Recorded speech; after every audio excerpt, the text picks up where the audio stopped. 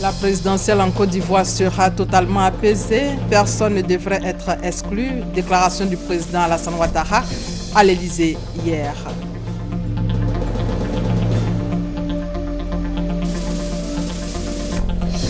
Transition numérique. Il faudra encore patienter quelques semaines.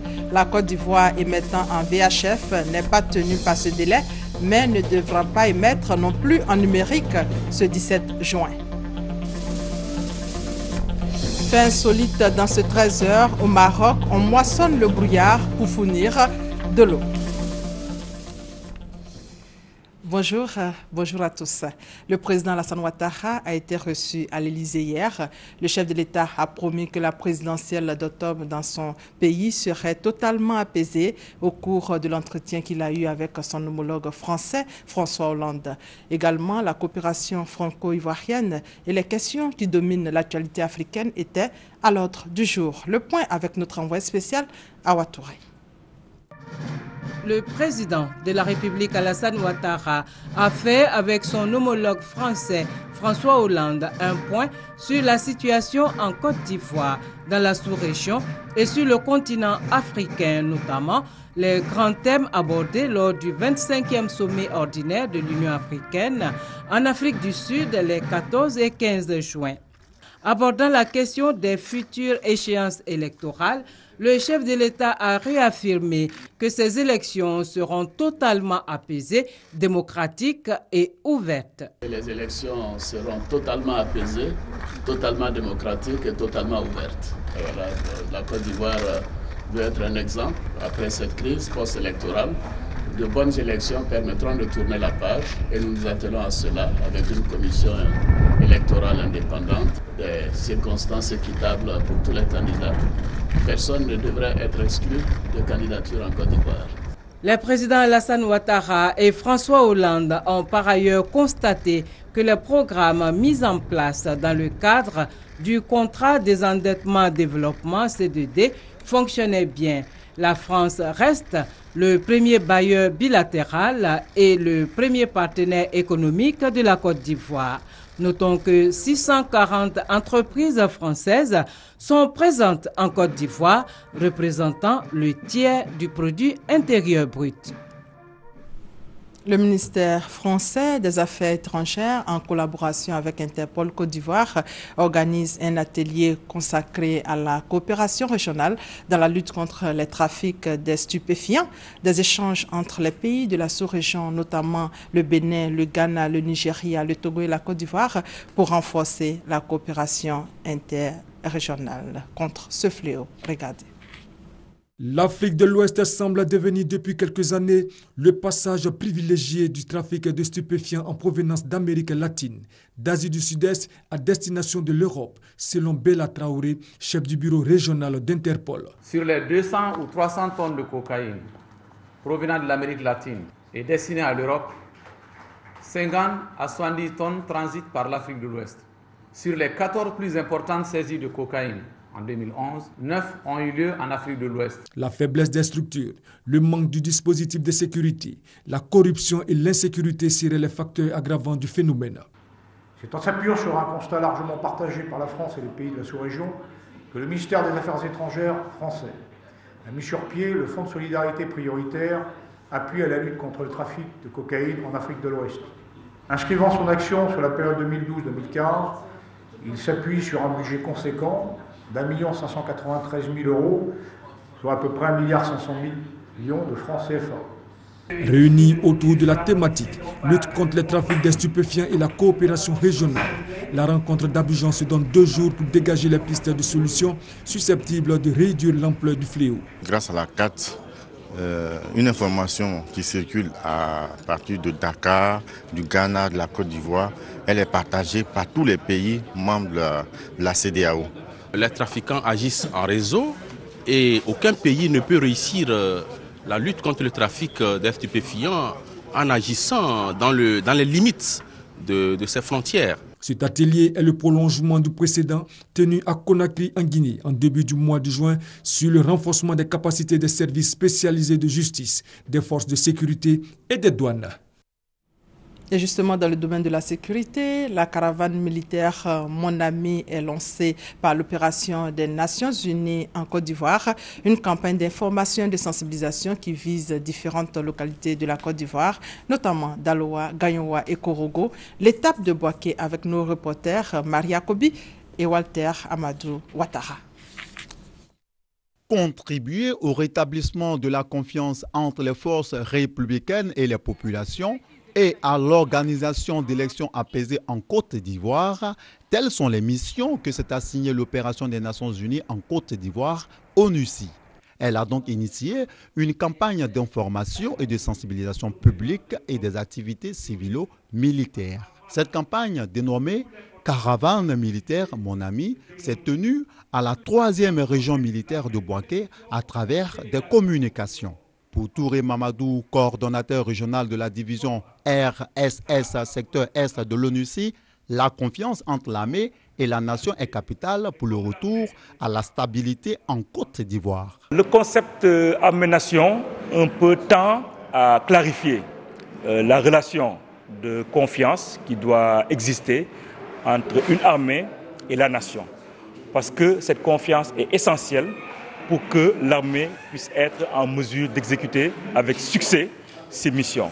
Satiki Kone, président de la Fédération des ONG de développement de Côte d'Ivoire, explique qu'il y a 5 articulations pour contribuer à des élections apaisées. La sensibilisation des populations à aller s'inscrire réellement sur les listes électorales, la formation des populations à savoir voter. Il faut que les populations aillent effectivement voter, informer les Ivoiriens qu'il faut apprendre à attendre les résultats des élections dans le calme et la sérénité.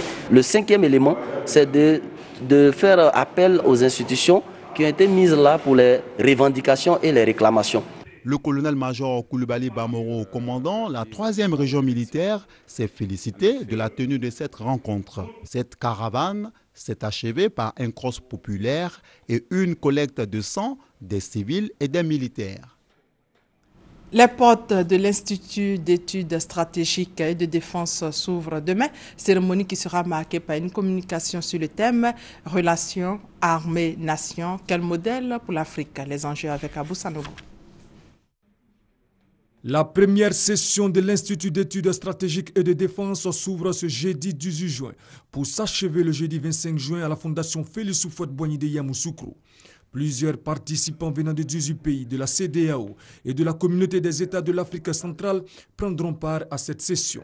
Lors de sa rencontre avec le comité de pilotage et le comité scientifique, le ministre chargé de la Défense, Paul Kofi Kofi, a indiqué que des experts militaires et civils ont été cooptés pour mener des réflexions sur la manière de développer les États africains sans que les forces armées soient perçues comme des menaces pour les institutions et ceux qui les incarnent. Je voudrais appeler les uns et les autres, notamment les partenaires nationaux et internationaux, sur la nécessité de s'impliquer ardemment dans la réussite de cette session, dont la finalité est de discuter, d'échanger, d'apprendre sur les relations entre les armées et l'État, ce qu'on appelle l'État-nation, et les armées en Afrique. À travers cet institut, la Côte d'Ivoire, mais aussi la sous-région, pourra avoir un instrument nécessaire pour renforcer les réflexions sur ces questions. L'Institut d'études stratégiques et de défense sera le dernier palier de la pyramide de formation des forces armées de Côte d'Ivoire après l'école militaire préparatoire technique de Benjéville, l'école des sous-officiers d'actifs de Boaké, les écoles de gendarmerie d'Abidjan et Torogui et l'école des forces armées de Zambakro. Les relations armées-nation, quel modèle pour l'Afrique? C'est le thème de la première session de l'Institut d'études stratégiques et de défense. Dans l'actualité, aujourd'hui, 17 juin, c'est le délai annoncé il y a quelques mois pour le passage au numérique. Plus de 50 pays sont concernés suivant leur mode de diffusion. La Côte d'Ivoire, émettant en VHF, n'est pas tenue par ce délai, mais ne mettra pas non plus en numérique ce 17 juin. Les raisons dans cet élément de Christelle Menant. C'est au plus tard ce 17 juin 2015 que tous les pays émettant en UHF devront basculer de l'analogique au numérique. C'est une directive de l'Union internationale des télécommunications, institution spécialisée des Nations Unies. Mais à ce jour, une 50aine de pays manqueront cette transition. 30 bénéficient déjà d'un report de délai. La Côte d'Ivoire, émettant en VHF, n'est pas concernée par cette date butoir, mais le pays s'y préparait déjà. Le délai qui a été fixé pour les pays diffusant en VHF, c'est juin 2020. Nous avons pensé qu'il était l'intérêt de notre pays, l'intérêt de nos populations, d'aller plus rapidement. Donc les fréquences, je précise, UHF en Côte d'Ivoire sont libres à ce jour. La Côte d'Ivoire n'est donc pas concernée par le basculement imposé à un certain nombre de pays africains qui diffusent aujourd'hui en UHF. Pas besoin pour la population ivoirienne d'attendre jusqu'au 17 juin 2020. Le basculement au numérique commencera dans quelques semaines, selon le ministre de la Poste et des TIC. En réalité, nous sommes dans les temps. Nous sommes dans les temps. Notre stratégie, c'était de faire en sorte de lancer un projet pilote dès juin 2015. Nous y sommes presque, à 2-3 semaines près. Donc nous serons en mesure, nous l'espérons, avant la fin de ce mois, d'avoir le premier signal numérique sur la ville d'Abidjan. Et évidemment, l'expansion va se poursuivre avec la couverture progressive du territoire national, avec la mise à niveau au fur et à mesure donc, des émetteurs. Qui dit transition numérique en Côte d'Ivoire parle aussi de libéralisation de l'espace audiovisuel. À ce niveau, rien à craindre non plus. Nous accélérons le pas justement pour permettre que cette libéralisation se fasse sans difficulté. Parce qu'une libéralisation dans le format ancien avec une chaîne de télévision par fréquence aurait été très coûteuse pour les diffuseurs, aurait été pratiquement sans intérêt pour les consommateurs, parce qu'ils auraient eu l'impression de se retrouver dans le format ancien. Alors que là, il y aura un vrai basculement, il y aura un vrai changement dans la qualité, dans le nombre de chaînes, dans l'offre qui va être plus diversifiée, etc. Et c'est pour cela que ces deux opérations seront pratiquement conduites en même temps. Le processus de migration vers le numérique continue donc en Côte d'Ivoire. Après la phase pilote prévue pour Abidjan, 35 émetteurs seront peu à peu installés et mis aux normes pour une émission en numérique. D'ici là, l'interdiction d'importation des postes téléviseurs non adaptés demeure. Et puis, la 4e conférence des présidents du réseau francophone des régulateurs des médias a justement abordé les questions de la régulation des nouveaux médias et du basculement de l'analogique au numérique. 4e conférence qui a pris fin hier. Après 2 jours d'intenses travaux, le président de la Haute Autorité de la Communication Audiovisuelle, ACA, Ibrahim Sissavané, a été désigné par ses pairs pour diriger le REFRAM pendant 2 ans. Issa Yeo et Adama Kone. Le président de la Haute Autorité de la Communication Audiovisuelle, ACA, Ibrahim Sissavané, est le nouveau président du réseau francophone des régulateurs des médias, REFRAM. Il succède au Tchadien Mouktar Ouahadab. Il a été élu par ses pairs à l'issue des travaux de la 4e conférence des présidents du REFRAM tenue à Abidjan. Il y avait énormément de délégués. Comme je l'ai déjà dit, c'est un gage d'amitié pour notre pays. Au cours de cette conférence, nous avons élaborer une feuille de route en plusieurs points et nous allons nous concentrer sur la mise en œuvre de cette feuille de route. Le président du REFRAM a indiqué que pour ces 2 ans de mandat, tout est prioritaire. La feuille de route a noté l'importance à accorder à l'avenir des médias audiovisuels publics, à regarder leur modèle économique, mais également à voir dans quelle mesure on peut et on doit améliorer l'accès équitable. Il est prévu également la question de l'archivage audiovisuel. Cette 4e conférence à Abidjan a été l'occasion d'harmoniser certains aspects de la régulation du secteur de la communication audiovisuelle. Nos échanges ont porté sur les différents enjeux de cette ère numérique. Nous avons partagé nos expériences de pays. Nous avons adopté une feuille de route ambitieuse. Ça a été très intéressant par rapport au contenu, n'est-ce pas? Les différentes communications qui ont été présentées, ce sont des communications qui nous ont assez édifiés. La rencontre du REFRAM au Golf Hotel a été marquée par une visite surprise. La star du reggae et propriétaire d'une radio, Alpha Blondy, est venu féliciter le président du REFRAM, Ibrahim Sissavané, après sa brillante élection. Autre sujet, l'organisation non gouvernementale Ivoire Service a mené 31 campagnes de sensibilisation sur les pires formes de travail des enfants dans la région de la Nawa. C'est au sud-ouest de la Côte d'Ivoire. Le commentaire de Patricia Oumou-Etia. Plusieurs campagnes de sensibilisation ont été menées dans le département de Soubré et Méagui. L'ONG Ivoire Service veut ainsi faire prendre conscience aux communautés sur l'ampleur du phénomène des pires formes du travail des enfants. Selon le responsable du projet, Dr Ko Hilaire, il est temps de mettre fin à ce phénomène à cause de son impact négatif sur l'économie cacaoyère. En termes de sensibilisation, des émissions radio en français et en langue vernaculaire ont été menées. Le but est de toucher les populations rurales. L'ONG a également organisé des séminaires de formation à l'endroit des leaders communautaires. Après plus de 18 ans d'action menée sur le terrain, la structure a dressé un bilan à mi-parcours. Bilan jugé satisfaisant pour les responsables de l'ONG qui, selon eux, le taux d'enfants employés dans la cacaoculture a baissé dans la région de la Nawa. Le préfet de Méagui, Pierre Lenoir, s'est réjoui du bilan présenté par l'ONG Ivoire Service.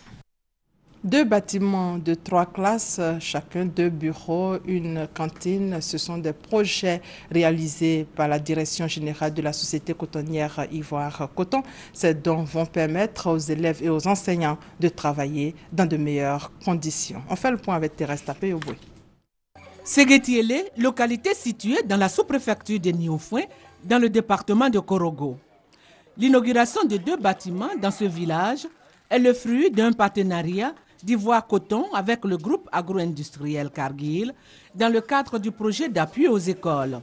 Cette action vise à améliorer l'environnement scolaire de 2538 élèves issus de 14 localités dans les départements de Korogo, Ouangolo, Mankono, Tengrela, Kouto, Bundiali, Kaniasso et Minigna. L'État ne peut pas tout faire et les structures privées comme les nôtres qui opèrent dans la zone de savane doivent aider l'État en investissant dans certains domaines comme l'éducation, comme la santé. Le porte-parole des populations a profité de cette occasion pour émettre quelques doléances, notamment la réalisation d'un forage et la construction d'un magasin de stockage pour les producteurs de la localité. Les élèves, eux, souhaitent l'électrification de l'école, la construction de latrines et l'équipement de l'école en matériel informatique et didactique et une clôture pour empêcher la divagation d'animaux dans la cour de l'école. Le sous-préfet de Niofouin a dit grand merci à Ivoire Coton et Cargill, 2 structures soucieuses d'améliorer le cadre de vie des populations et des cotonculteurs. À Tengrela, les populations de DBT sont soulagées. Depuis quelques jours, elles disposent d'eau potable. Grâce au président de la République, ce village du département de Tengrela, au nord de la Côte d'Ivoire, bénéficie d'un château d'eau, mettant ainsi fin au calvaire des populations. Cérémonie d'inauguration avec Mamadou Kwasi. DBT, chef-lieu de sous-préfecture, situé à 33 km de Tengrela, dans le canton Bondier, en fait. L'eau coule à flot dans les robinets de ce village, grâce au président de la République, Alassane Ouattara. Ces populations disposent désormais d'un château d'eau, une infrastructure qui vient mettre fin au calvaire de 3000 âmes de ce village, qui utilisaient l'eau de marigot et de puits à ciel ouvert pour les activités ménagères. Un ouvrage inauguré par le ministre des Infrastructures économiques à la grande joie des populations de ce village. Coût de cet ouvrage, 250 millions de francs CFA réalisés dans le cadre du PPU, programme présidentiel d'urgence. Au nom de la mutuelle de développement, le professeur Mamourou Koné traduit la reconnaissance du canton Bondier au président de la République Alassane Ouattara pour cette infrastructure. Les cadres s'engagent pour le développement de leur canton avec le soutien de l'État.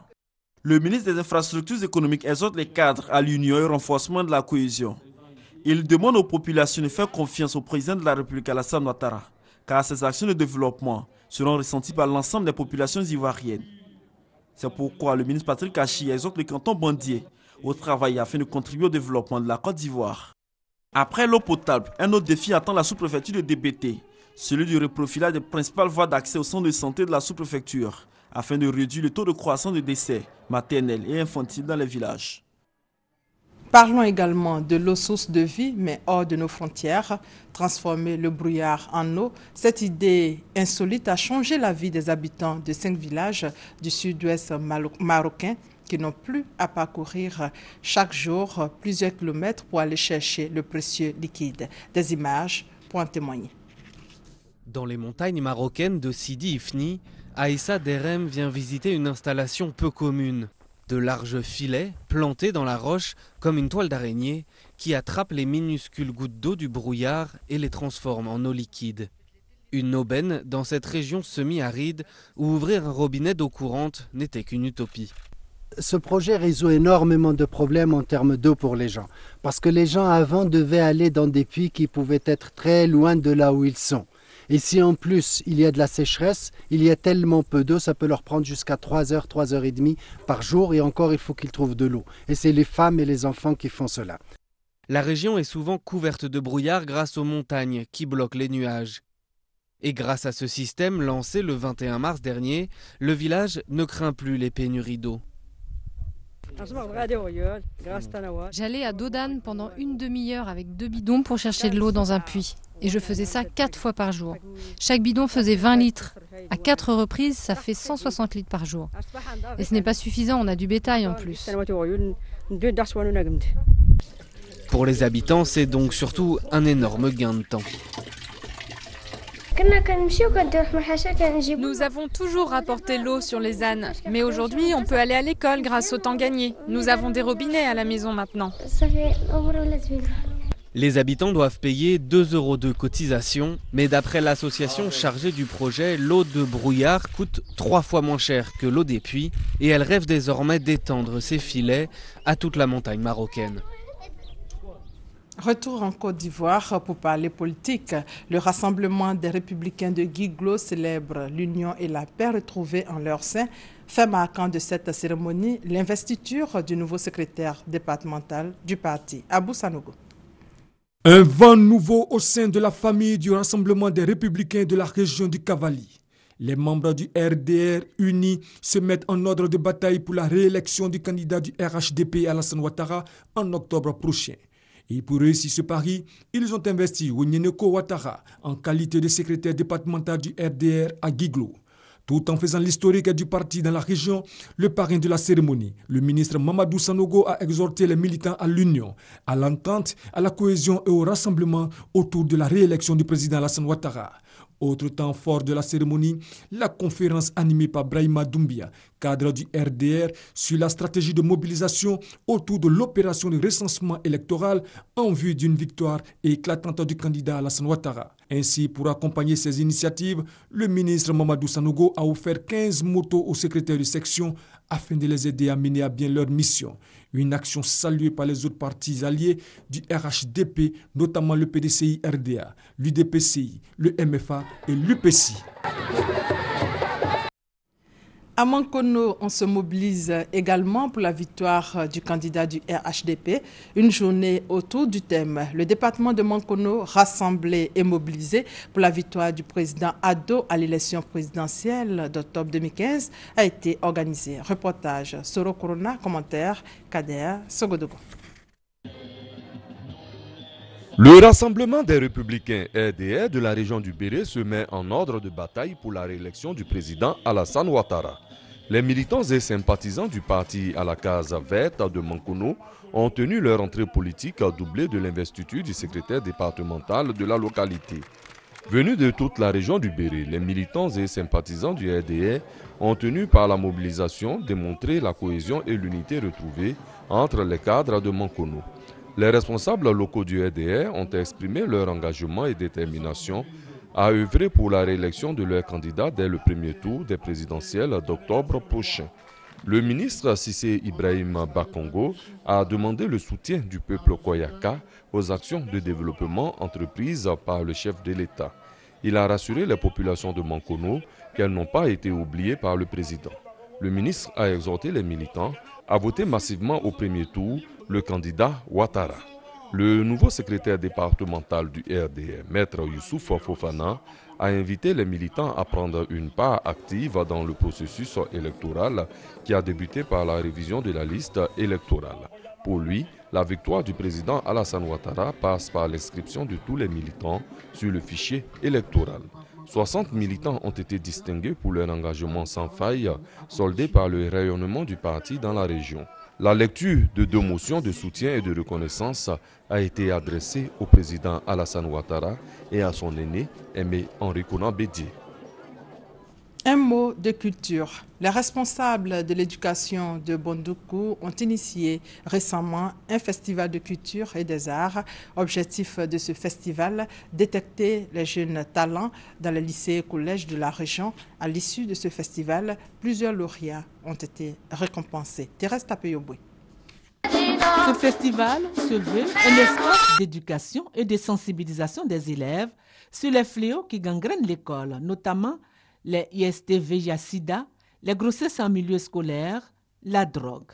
Il se veut également un lieu de détection et de promotion d'élèves talentueux de la région du Gontougo afin de les aider à devenir de grands acteurs pour le développement des arts et de la culture en Côte d'Ivoire. Au travers de ce festival, nous voulons encourager chaque enfant, chaque élève à se mettre vraiment au travail et à donner le meilleur de lui-même parce qu'ils ont un potentiel qui leur permettra demain d'être aussi des acteurs dans le développement de notre pays sur le plan économique, sur le plan artistique, sur le plan culturel. Bon, j'ai été le premier du concours de dessin. Je suis vraiment content, je ne sais quoi dire.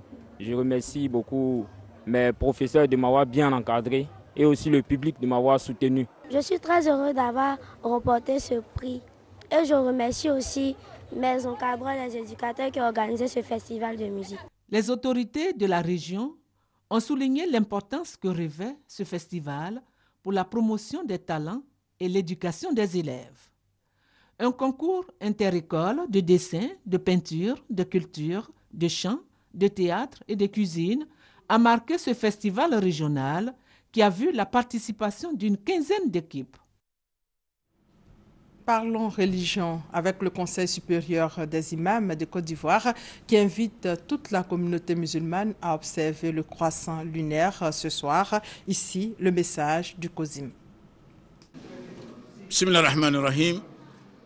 Le Conseil supérieur des imams en Côte d'Ivoire, le Conseil des imams sunnites CODIS informe la communauté musulmane que mercredi correspond au 29e jour du mois de Sha'ban. Ainsi, les imams invitent tous les fidèles musulmans à l'observation du croissant lunaire dès 18h. Qu'Allah nous facilite la tâche. Je vous remercie. Et à la veille du carême, le président de la République a offert 4 tonnes de sucre à la communauté musulmane. On fait le point avec Abou Sanogo. 4 tonnes de sucre, 4 tonnes de riz et une enveloppe d'1 500 000 francs CFA offert au Conseil supérieur des imams en Côte d'Ivoire. Un geste du président de la République Alassane Ouattara au COSIM en vue de lui manifester sa solidarité à l'occasion du Ramadan. Le don a été remis par Koné Drissa, conseiller spécial du président de la République chargé des cultes, à la tête d'une forte délégation en présence du président du COSIM, Cheikh Aïma Bouakari Fofana, guide de la communauté musulmane, entouré de ses plus proches collaborateurs. Nous sommes envoyés par le président pour témoigner toute son affection à la communauté musulmane de Côte d'Ivoire à travers le Conseil supérieur des imams. Il a prié cette communauté de continuer comme elle l'a si bien fait, de redoubler d'efforts pour que la paix puisse davantage imprégner le quotidien de tous les Ivoiriens. Le guide de la communauté musulmane, Cheikh Aïma Bouakari Fofana, a témoigné sa reconnaissance et sa gratitude au chef de l'État pour tout ce qu'il fait pour la communauté musulmane et pour la Côte d'Ivoire. Nous le remercions pour tout ce qui est fait pour la communauté. Notre prière est obligatoire pour ce pays, pour le dirigeant de ce pays et tous ses collaborateurs. Face à Dieu, que le navire ivoire qu'ils conduisent puisse arriver à bon port dans la paix et dans la prospérité, dans l'entente, dans la cohésion sociale. La remise du don du président de la République Alassane Ouattara a eu lieu à la mosquée de l'avenue 8 à Treichville, siège du COSIM. Plusieurs pasteurs de l'église baptiste missionnaire ont été consacrés à Toumoudi par les responsables et dirigeants de l'Institut baptiste missionnaire. Objectif, encourager ces hommes de Dieu à poursuivre avec ardeur les œuvres de Dieu. Douad Lazer. Une trentaine de pasteurs de l'église baptiste missionnaire de Côte d'Ivoire pour poursuivre avec abnégation les œuvres et enseignements bibliques au sein de leur communauté. Devant de nombreux fidèles, ils ont réaffirmé leur engagement à servir Dieu et à demeurer dans la foi. Le pasteur Sylvain Kofi, président des églises baptistes missionnaires, a saisi l'occasion d'inviter les nouveaux consacrés à accomplir la mission dans le respect des recommandations du Créateur. Nous voulons publiquement reconnaître le ministère de ces pasteurs et le travail qu'ils ont abattu depuis de longues années pour certains. Nous croyons que ça rehausse l'image de notre communauté. Ça rend gloire à Dieu et en même temps, ça consolide notre unité dans l'Église. Les étudiants pasteurs, en attente de leur consécration, ont été présentés aux fidèles à cette occasion solennelle. Les fidèles ont été égayés par les chants et adorations des chorales venus d'Abidjan et de Yamoussoukro. Hors de nos frontières, le procès de Bosco Ntaganda débutera le 7 juillet à La Haye. Surnommé Terminator car réputé sans pitié, l'ex-chef de guerre congolo-rwandais est accusé d'avoir joué un rôle central dans les crimes ethniques commis en Ituri en 2002 et 2003. Son procès s'ouvrira au siège de la CPI à La Haye et non en République démocratique du Congo. Et c'est la fin de ce 13h supervisé par Adama Kone. Merci de votre fidélité.